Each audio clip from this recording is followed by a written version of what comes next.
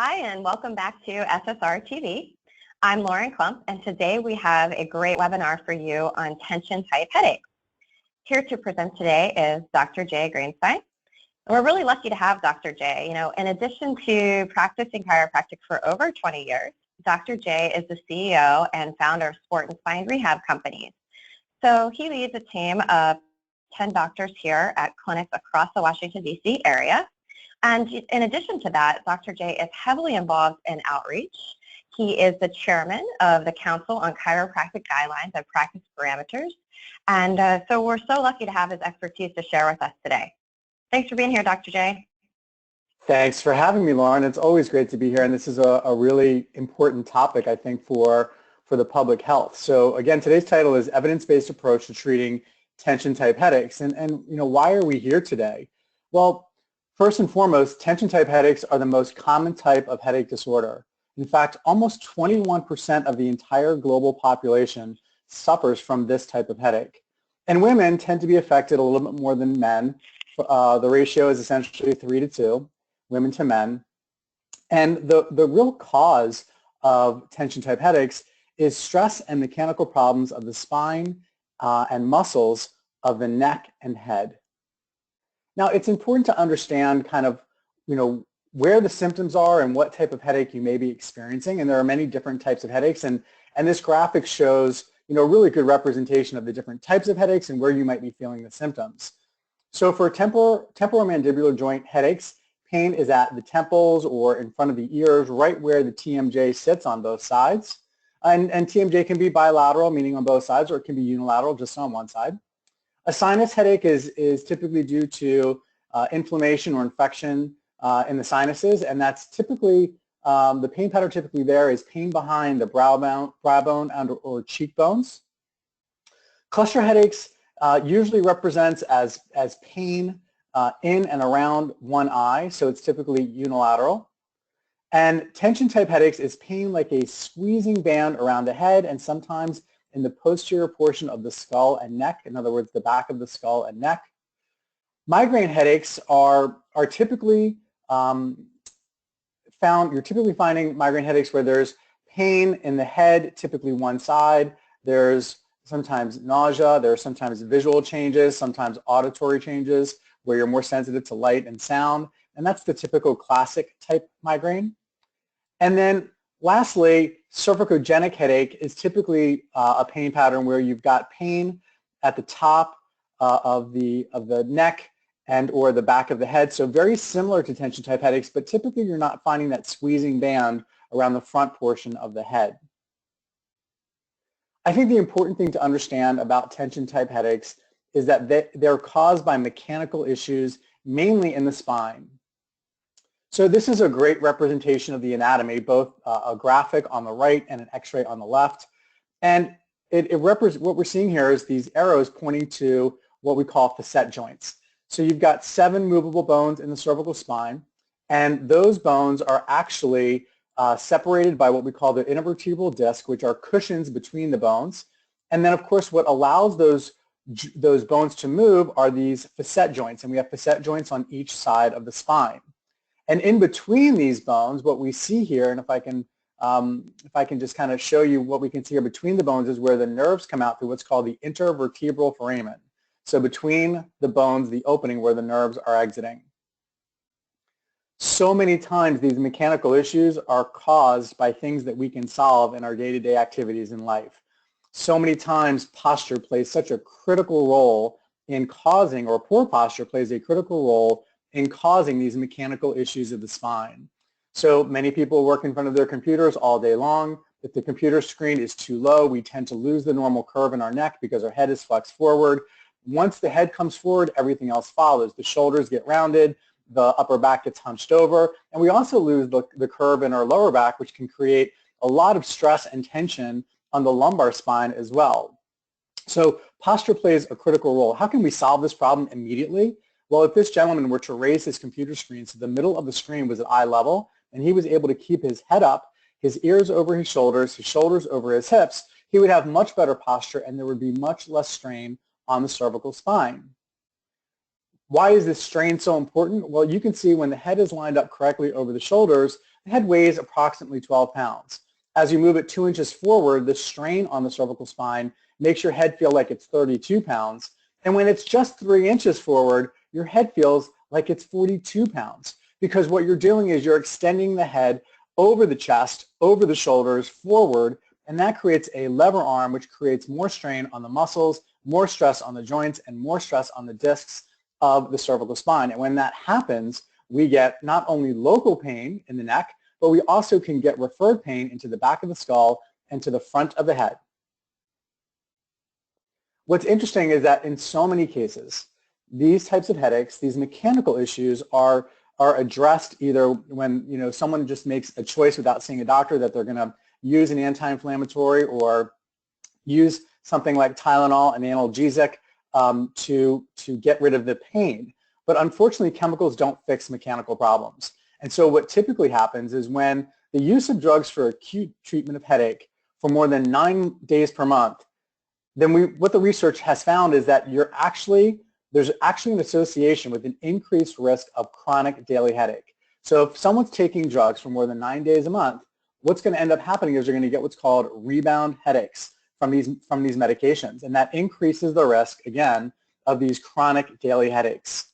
So which drugs can cause these headaches? Aspirin, sinus relief medications, acetaminophen, Tylenol is the name brand for an acetaminophen type medication, non-steroidal anti-inflammatory drugs or NSAIDs such as ibuprofen and naproxen, any sedative for sleep, codeine and prescription narcotics, over-the-counter combination headache remedies that have caffeine such as anisin, ergotamine medications, and butyl-bidol combination pain relievers such as Goody's Headache Power or Supac.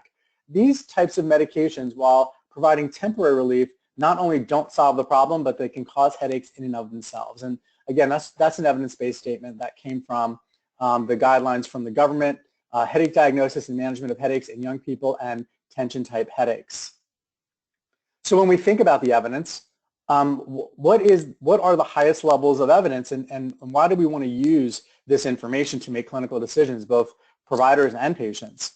So when we look at subject level data, in other words, when we study subjects, the highest level of evidence is what's called a randomized control clinical trial. That's where patients are split up into different types of categories or groupings, and different treatments are provided. And what happens is we assess who does the best, what percentage does the best, and we use statistics to identify those numbers.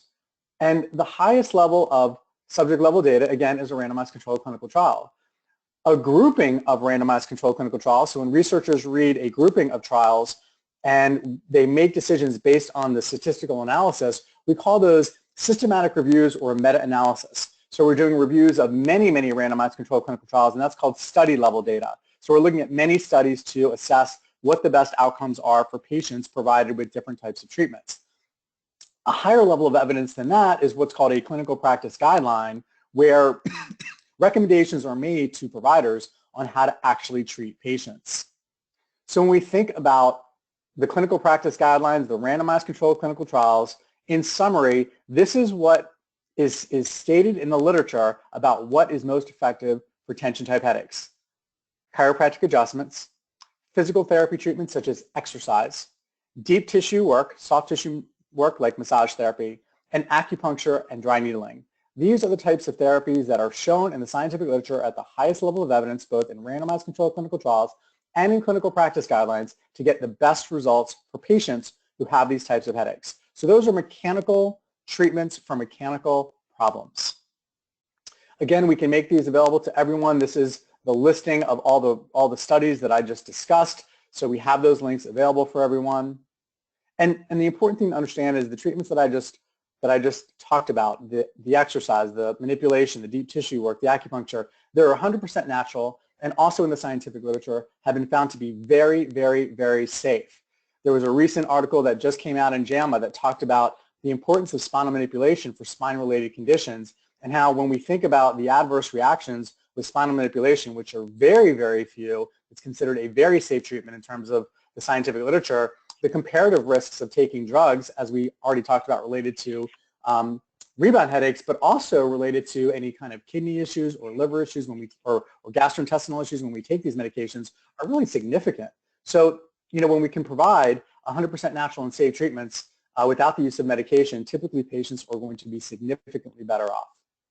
So we are here to answer any additional questions as it relates to tension-type headaches. I want to thank everybody for spending the time today just to listen and to learn more. I can be reached at my email address, drjay@ssrehab.com. Thanks so much for being here today. And I'm more than happy to take any questions.